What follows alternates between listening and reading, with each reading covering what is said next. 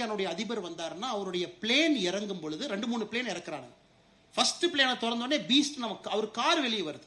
என்னையா காரெல்லாம் கொண்டு வந்திருக்கு? எங்க ஊர்ல கார். எங்க அதிபர் எங்க கார்ல தான் போவார், லிங்கன்ல தான் போவார், பீஸ்ட்ல தான் போவார்.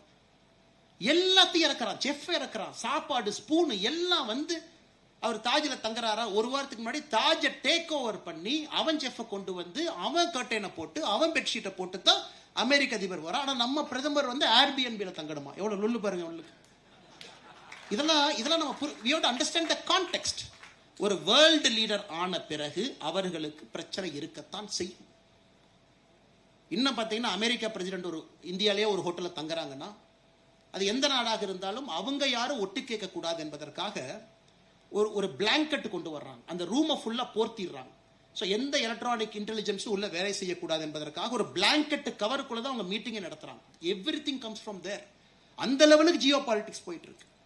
ஆனா இங்க புரியாத தற்கொலைகள் சிலர் இதை சோசியல் மீடியாவில் ஒரு மெசேஜா போட்டுட்டு இதுல அவர்களுக்கு ஒரு